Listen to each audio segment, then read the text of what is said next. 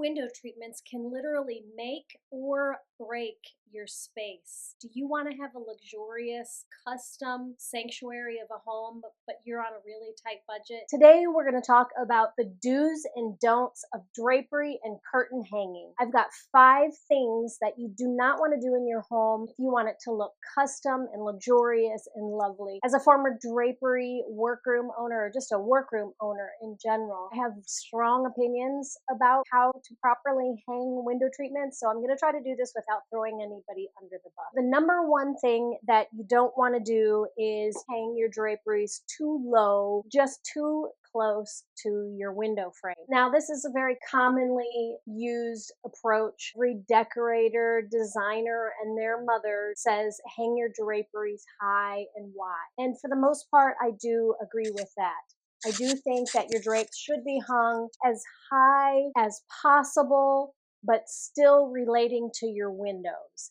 I have less than 8-foot ceilings in my house. My ceilings are extraordinarily low. And so I actually mounted my curtain rod in this bedroom right on the ceiling so that the curtain would draw the eye up and it will appear that my ceilings are a little bit higher because I have that long length floor to ceiling. I had these on a drapery rod previously and it was closer to the window. It did kind of cut off the visual line to the ceiling, and therefore it does just appear to the eye that the ceiling is a little bit lower than it is. I do think that sometimes people hang their draperies too high. I feel like your drapery and your drapery rod should still relate to your window. I see people that hang their curtains directly under the crown molding, and then there is a large gap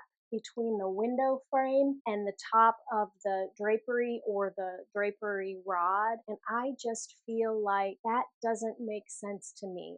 And that's just my opinion. You might have a different opinion about this, but I feel like the drapery should still, and the drapery rod should still relate to the window and not the crown molding or the ceiling, unless you're going to be hanging a ceiling mounted track like I have here. Then if you're hanging from the ceiling and it is a track and not a decorative rod with rings, I do think that that makes sense and that works. Number 2 is not hanging your drapery wide enough outside of your window. And most people have the thought that you do that in order to widen the look of your window and so that you get the most natural light in your room. And that is true. However, you do that mainly because you have to have space on your wall for your stack back. This is what is called or referred to in the drapery business as your stack back or your stacking. You see that this is about 20 inches wide, and so therefore you have to have some wall space in order to be able to stack back your draperies. If I had hung my drapery rod right on the window frame, my stack back would be all the way over here and I would be blocking half of my window. And that's definitely not what I want to do, is block my window. I want my stack back to be mostly off the window and just covering the door frame. That's my preference. So do not hang your curtain rod too far in so you don't have space for stack back. Number 3 is something that drives me bonkers, and I see it all the time, in not having enough fullness in your draperies. I see it so oftentimes all over Pinterest where people will have just one width of fabric on a large window. I see it where their drapery will be so skimpy, it'll only be like 1, 2, 3, 4, 5 folds on each side of the window. And that's all the fabric they've got, which basically to me looks like a spaghetti noodle hanging on each side of your window. I just feel like it looks cheap and chintzy, and it's just not enough. So in the drapery business, standard fullness on a drapery is generally 2.5 times the width of your window. So if you have a wide window like this, and let's say this window is 100 inches wide, just to make the calculation easy, you would multiply that by 2.5, and then you would get 250 inches. That's how much fabric you need in order to create this span.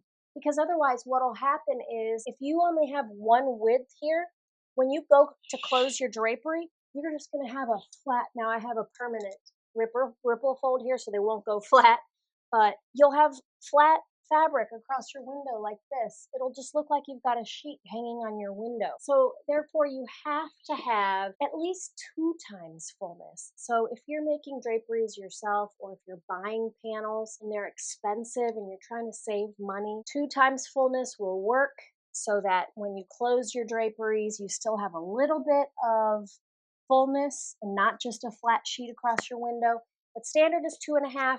And if you're going to have sheer fabric on your windows, oftentimes sheer will even go up to 3 times fullness, so that you have a nice luxurious ripple fold or nice luxurious pleats, so that your fabric is not just flat across your windows. Even if your windows are not operable and they're just going to be decorative on the side of your window, you still have to have enough stack back on the side of your window that it makes sense. It could be operable.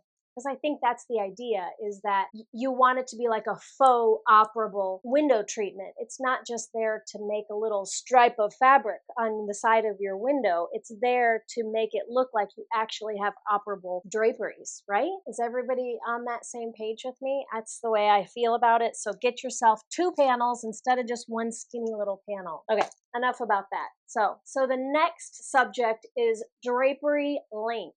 And this is another thing that I am very opinionated about.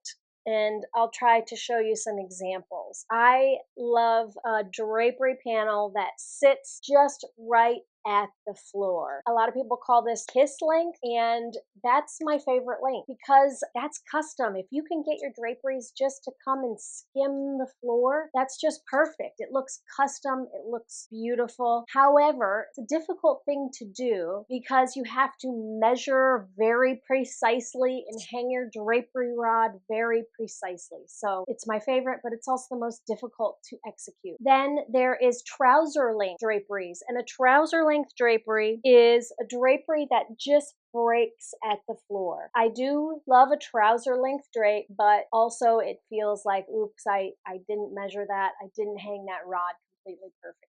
I think it looks really nice because the drapery just breaks at the floor perfectly, and when you have them all lined up and breaking in the same exact fashion, it looks wonderful. But if you're going to utilize those drapes, trying to style them at the floor every time you use them is no fun. So trouser length is probably my 3rd favorite. The first I should have mentioned is floating, and that is where your drapes are about a 1/2 inch above the floor. I do love this as well. I prefer it to be a kiss just right at the floor where you don't really see any space, and really actually a kiss is technically tiny bit above the floor, but because you're looking down at it on an angle, it looks like it's actually hitting the floor. But a floating drape is about a 1/2 inch above the floor, and that's lovely because then they stay cleaner, they hang nice and straight. But if you have a stiff fabric, the floating method, what'll happen is that the bottoms of the draperies will often splay out. With store-bought ready-made drapes, the bottoms of the drapes will just splay out, and you'll just have like open, like floating wide drapes. So that's why floating is not the greatest if you have like a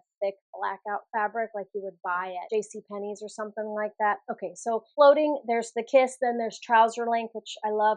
And then there's puddling. And puddling was really popular. I think it was in the 90s. Maybe it was in the late 90s. It was in the 90s. People used silk taffeta and puddled it on the floor, and it was just extra, and I guess you would say opulent. If you can afford to have silk drapes and have extra fabric to just let it puddle on the floor. I'm not a big fan of puddled drapes. It just looks like, oh, I didn't feel like hemming my drapes properly. But there is definitely a time and a place for them. You have a beautiful maximalist Tudor style house with heavy brocade draperies, and they're going to puddle on the floor, and they've got tassel trim. I think it works. It works. Not my favorite, but it works well in a lot of places. So, and number 5, the proper rod for the function of your room. Your draperies, if you're going to use them, if they're going to be operable, they have to function for you. If you buy a rod, a fat wood rod and grommet top drapes, and you have to open and close those multiple times a day, you're going to hate them. They just don't function easily.